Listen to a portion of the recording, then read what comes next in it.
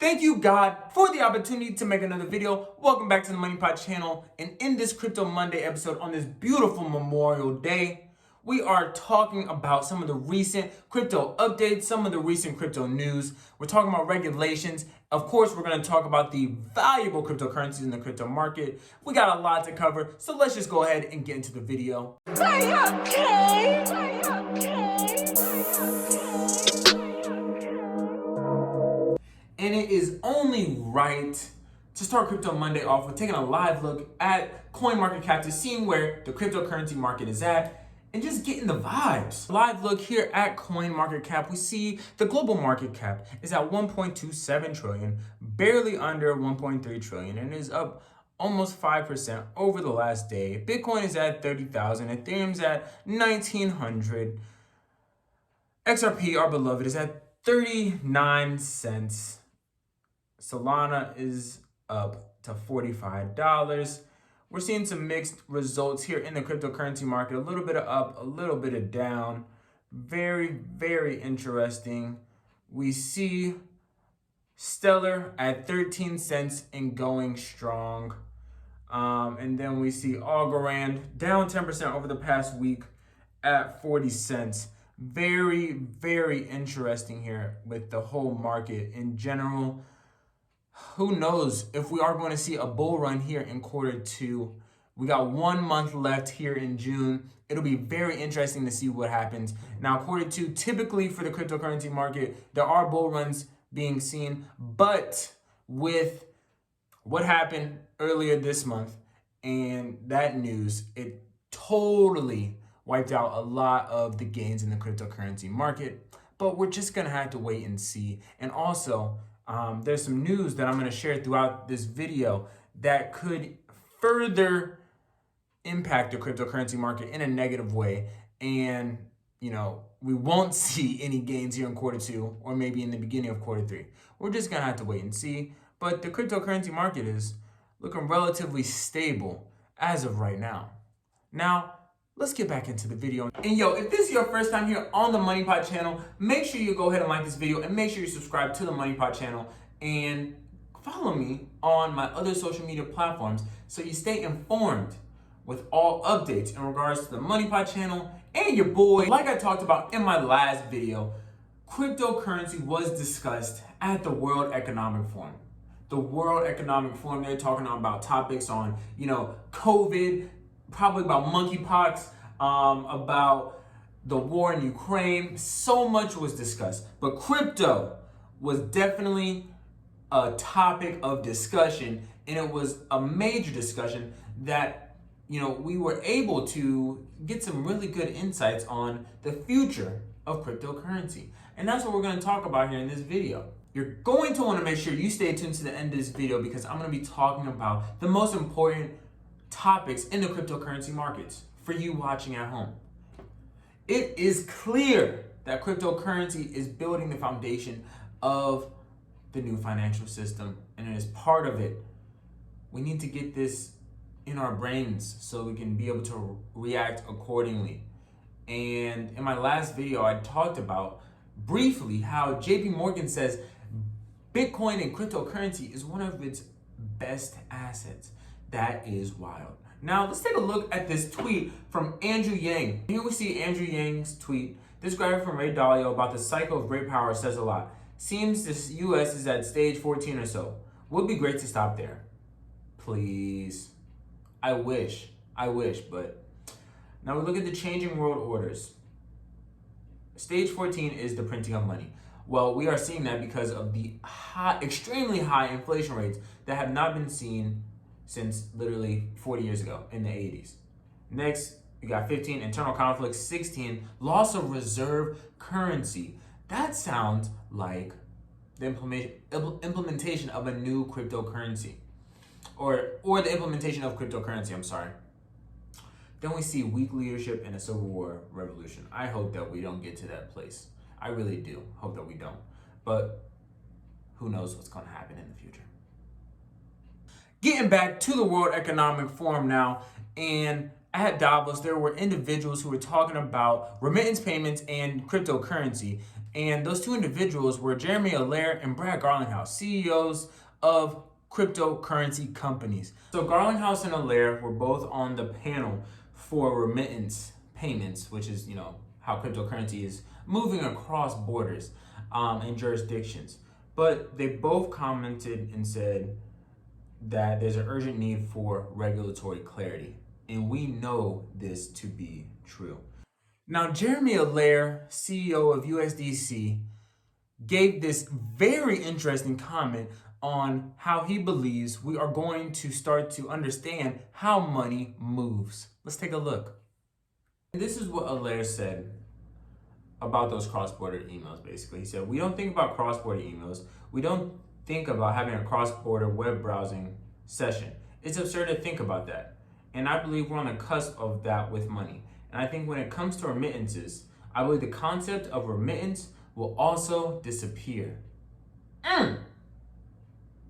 Craziness. Now let's get into talking about something that's pretty important. Regulatory clarity. And from my personal opinion, I believe that the United States is just truly lagging behind the rest of the world in regards to regulations for cryptocurrency. And there is an extreme amount of corruption that is going on within the cryptocurrency space and in regards to regulation. And I say that because, I'm a holder of XRP, and it hurts me. It hurts me that this case has been going on for almost 2 years now.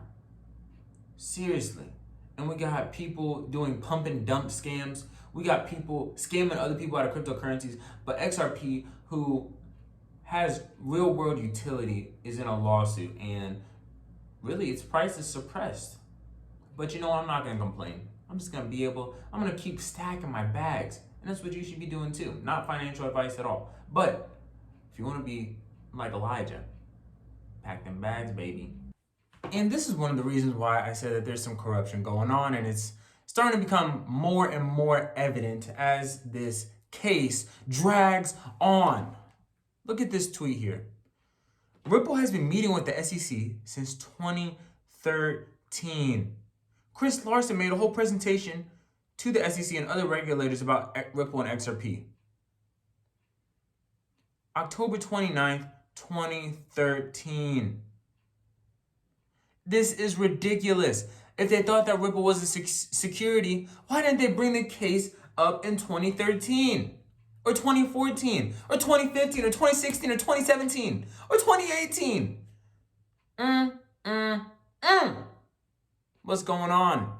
And real quick, in regards to that corruption comment I said in the crypto space, this is from a tweet. Crypto billionaire says he could spend a record-breaking $1 billion in the 2024 presidential election. That is scary. That's a lot of money, but also a lot of leverage to get what you want done. And here is what Brad Garlinghouse had to say in regards to regulations. He says, I say don't incorporate in the US because that's where some are being hostile and uncertain. And there's much better clarity in Japan and Singapore. Or go here in Switzerland to invest globally. Having more clarity, more certainty will help drive innovation. It'll help remittances because of that. Don't go to the US. And in regards to just regulations and lawsuits and all that, I saw this tweet by Fat Man Terra, which was very interesting. Unverified if this is true or not, but definitely something to look out for and, maybe be cautious about.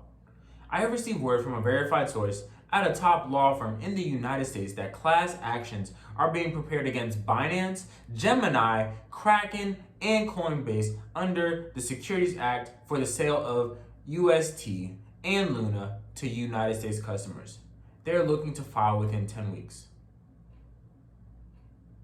And he corrects himself and says the most likely type of action being filed is mass arbitration, although class actions are also being considered.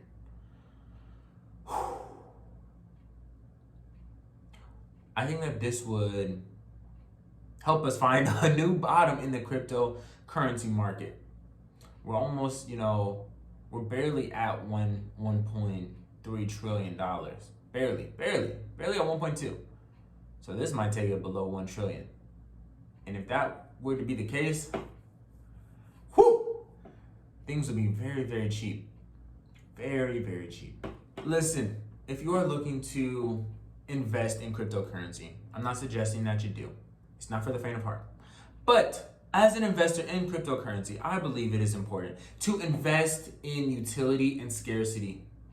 And when I say utility, look at the real world use cases of a cryptocurrency. How is it going to be utilized in the real world? Seriously, watch out for pump and dump scams. Whenever you see a celebrity start to hype up a cryptocurrency that is not one of those ISO 222 cryptocurrencies, it could be a pump and dump scam. And those celebrities should be, gosh dang, ashamed of themselves. Ashamed! Using their platforms for that, for gain.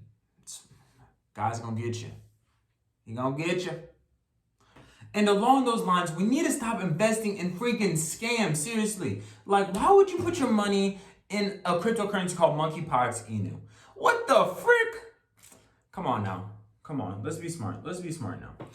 If you are serious about investing in cryptocurrency, invest in utility. I've talked about it in many of my other videos, but invest in cryptocurrencies for the long run. I'm telling you, that is how you will become wealthy, in my personal opinion. And it's not financial advice, but the ISO 222 standards and those cryptocurrencies that are already meeting them, those are the ones that you want to invest in. XRP, XLM, HBAR, Algorand. I'll drop the link below for the article that I'm using to base this information on. But please do your research. So thank you for tuning into this Crypto Monday episode. I hope that you're able to find it informational and beneficial in regards to just understanding what is going on in the cryptocurrency world. Like, dislike, share, subscribe, do what you do, but I appreciate you. Make sure you turn on those post notifications for more of the content that I'm putting out here on the Money Pot channel. But stay blessed, stay healthy, stay prayed up. Peace.